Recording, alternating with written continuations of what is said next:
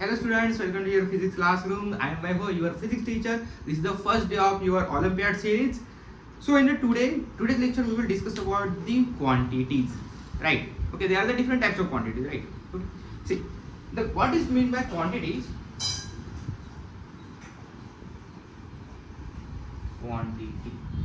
Okay, the quantity means the any quantity we can measure. Okay, the physically quantity means first of all we can write. So this is the physical quantity. Okay, so what is the physical quantity? Means any quantity we can measure with some units. Okay, such type of quantity this is called the quantity for physical quantity. Okay, you can write the definition. Any type of quantity we can measure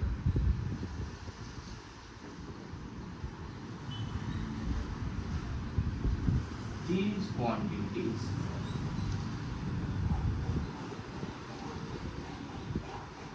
are called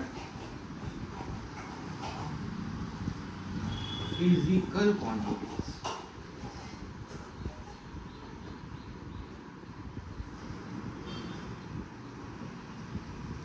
Right, these quantities are called physical quantities. But these quantities, okay, they have a different types of quantities also. Okay, some quantities they are called scalar quantities, some quantities are the vector quantities. We will discuss about that. Okay, what is a scalar quantity? Okay, means I am taking some example, just like mass. Okay, you are measuring the mass, right, of the any object. Okay, 2 kg, 5 kg, 10 kg. Okay, then volume 10 liter, 5 liter. Okay, then distance means 5 km, 10 km, 2 km. Okay, such type of quantities we are only measuring with the magnitude. Magnitude means 5. Okay, means the digit we are representing the quantity. Okay, these quantities are called magnitude. Okay, say here magnitude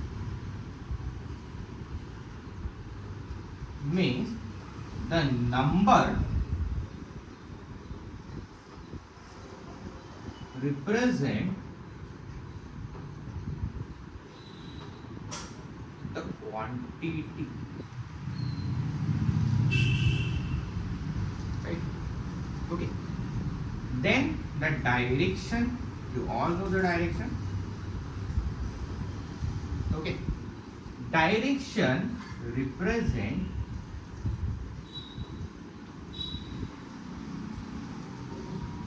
address, right? Okay, so there are the different types of quantities. The first one we are taking the scalar quantity.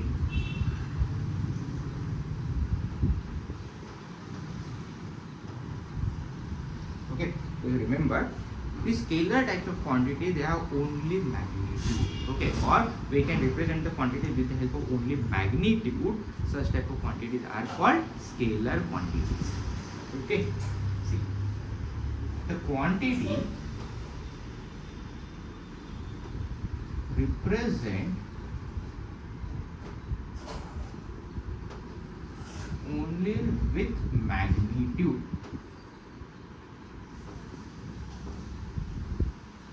Okay, such type of quantity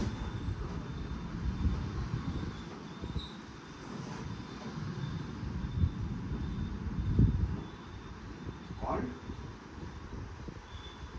scalar quantity.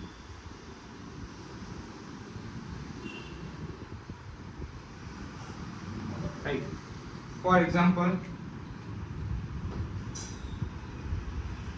distance. Okay, then time, mass, these are the scalar quantities. Okay, but what is time? Okay, how can we define the time, right? Okay. the time, why the time is the scalar quantity? Okay, I can give the one best example. Okay, that's our life. The time is always going on. We cannot go in the past. Okay, we are only going to the present and future. Okay, means the time is not having any specific direction. Okay, it's only going forward. We cannot go backward. Okay, backward and forward. Okay, in any case, we are taking the some terms backward and forward. At that time only, there is another quantity. This is called vector quantity. Okay, if you are not taking this such type of words, it's like a backward, forward, upward, downward. Okay, front. Okay, north, south, east, west.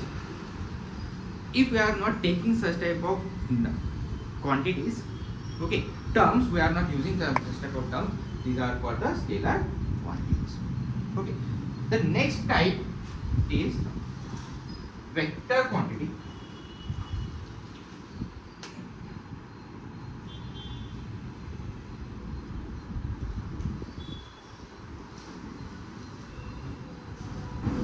Okay, the quantity, you only write the definition first of all, then I will discuss.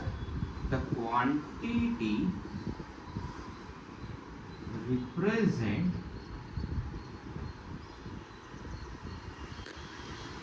with magnitude as well as direction. Okay, so these type of quantities we are representing with the direction also. Okay, such type of quantities are called vector quantities, but vector.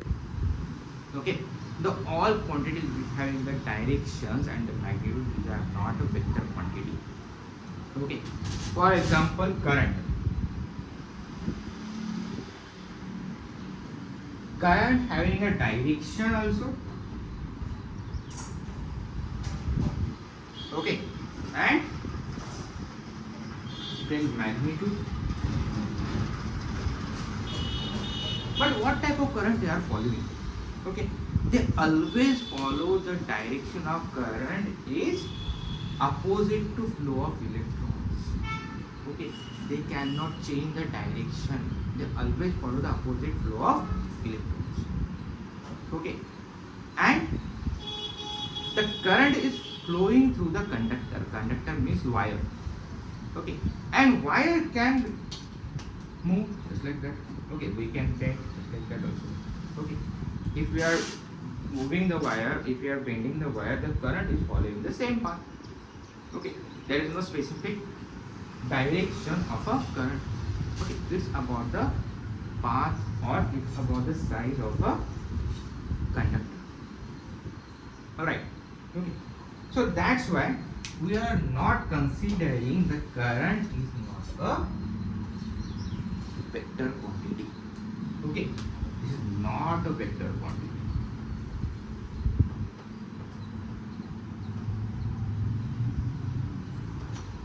But this is not following the vector law of addition. Okay, so we can add one small lines in the definition of vector quantity.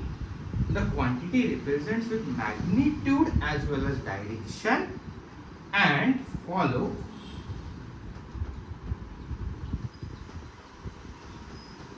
vector law of addition. Such type of quantities are called vector quantities. Okay, this is the basic difference between the scalar quantity and the vector quantity. Alright, okay. Now we will discuss what is the examples. Okay, so we have to take the examples of a vector quantity. Okay. I am taking one small example. Okay.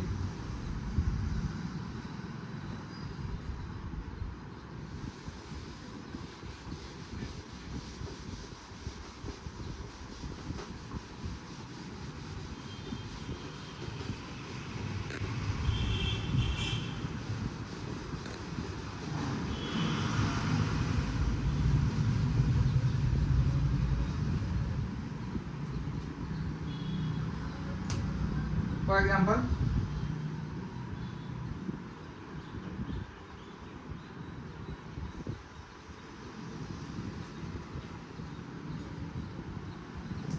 here I have Mercedes, right? Okay.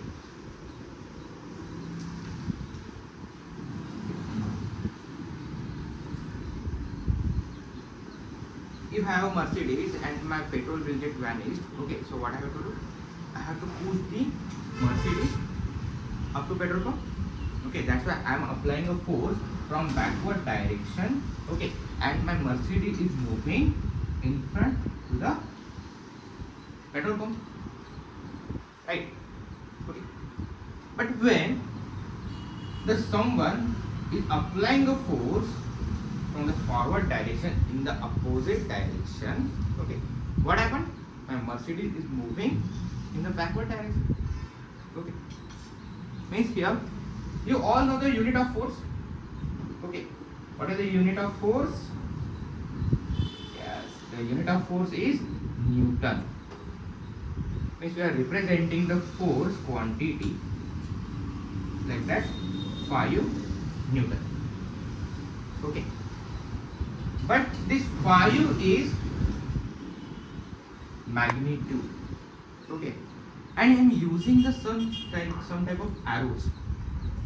Okay, such type of arrows I am using. Okay, this arrows is representing the direction of force.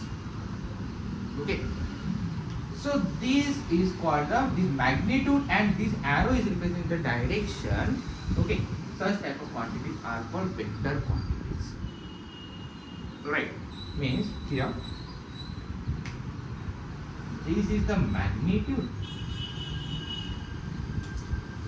and this direction is, this arrow is representing the direction.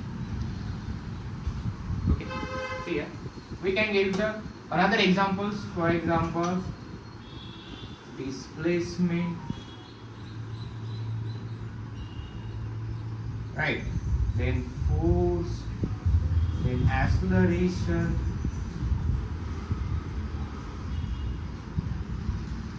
they are the different examples of a vector quantity. Now we will discuss about the what is the representation, how can we represent the vector. Okay, first of all we will represent representation of vector. I am taking the same example. Okay, here the force I am writing, force is 5 Newton. Okay,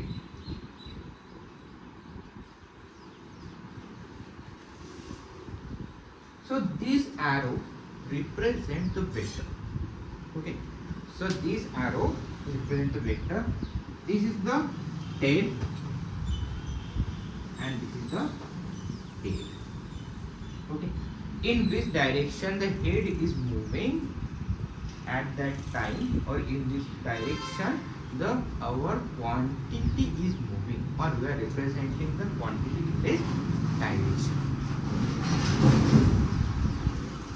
Then the size of arrow, like that, I am taking the another arrow, like that. This is the vector 1 and this is vector 2. The size of arrow is represent the magnitude. Okay, means the size of arrow represent magnitude.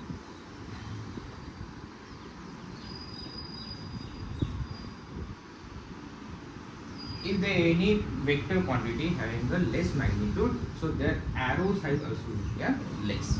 If the any vector quantity having the more magnitude, the arrow size also will become more. Okay, just like that. This is the tail and this is the tail. Then in the direction, in the definition of a vector, we discussed the quantity. Vector quantity means the quantities which are also following the vector law of addition. Okay, so how can we add the different vectors? Okay, see here. I will leave the complete notes, okay, in the description box. Okay, you will get a Google link, Google Drive link. In these classrooms, I will upload all these notes also. Okay.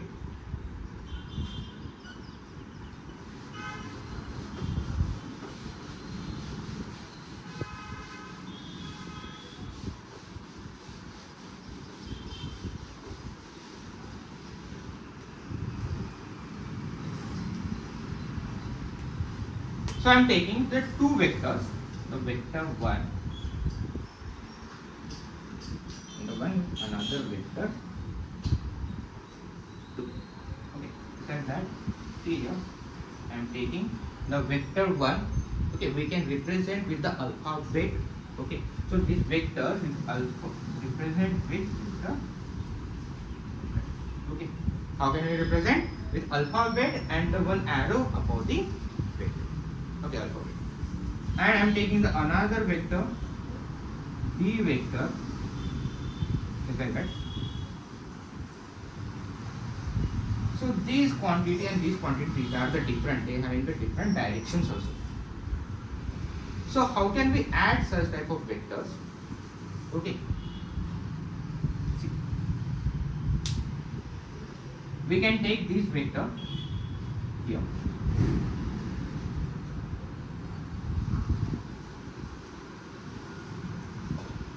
Right. Just a second. I am taking A.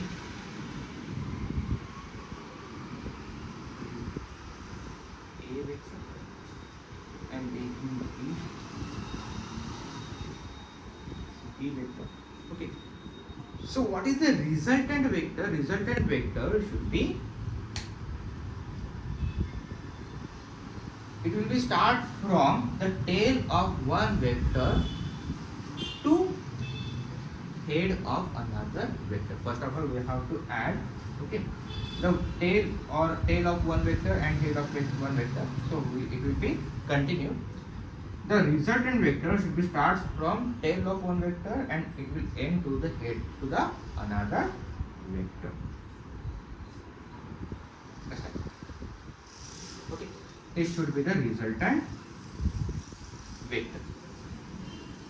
Okay, so how can we add? So we will make one Pythagoras. Okay, we will make one right angle triangle.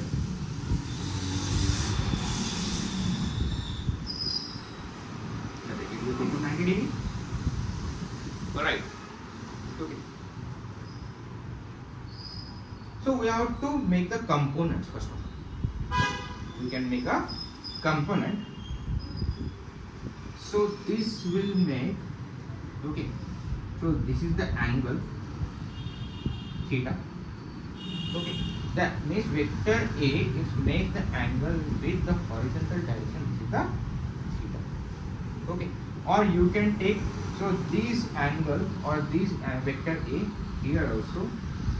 Okay, so this is the angle theta. Means we can take the angle between vector A and vector B. It will be theta. Okay, you can write here also. Okay, the angle between vector A and vector B. This is the theta. Okay, we have to make components. How can we make the components? This should be vector A sin theta. This should be vector A cos theta. Now we can add, so this completes the, okay, B plus A cos theta. Alright, and this is the A sin theta. Now we can use the Pythagoras theorem. Okay, what is the Pythagoras theorem then?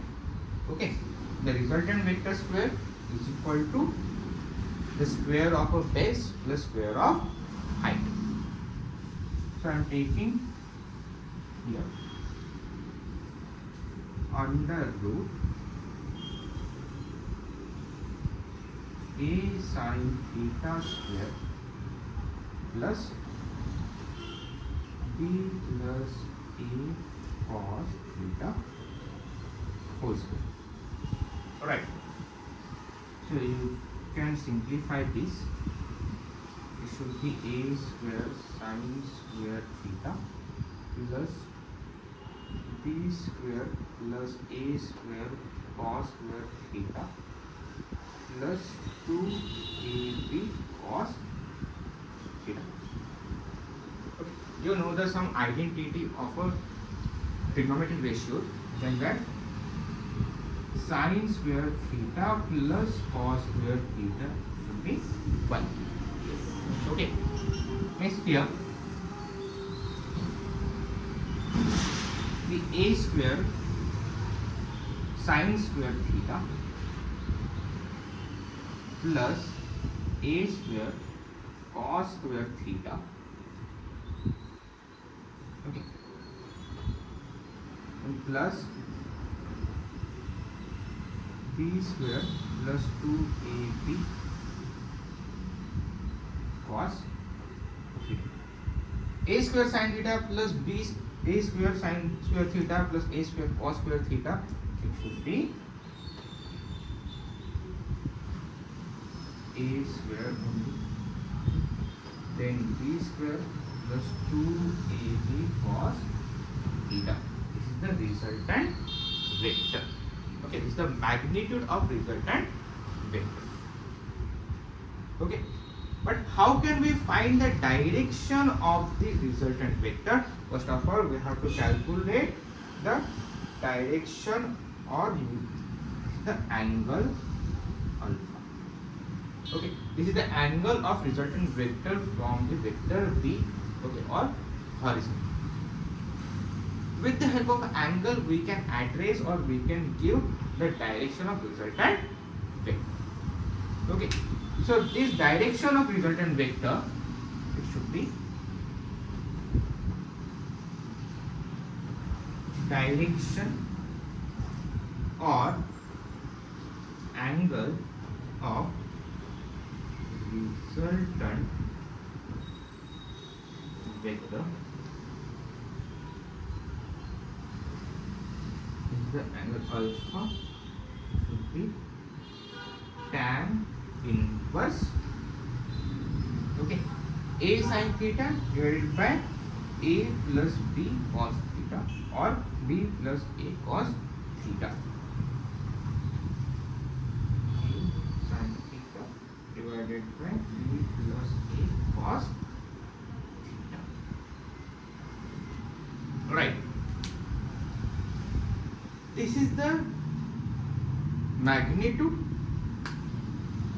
It should be the magnitude of resultant vector. Okay, and this is the direction or the angle of resultant vector. Understood? So in the next class, in the next day, we will discuss about the different types of vectors and the laws of vector addition. There are different types of vector laws of vector addition, right? Triangle law, parallelogram law, okay, polynomial law. We will discuss this. Okay, then stay tuned. Bye.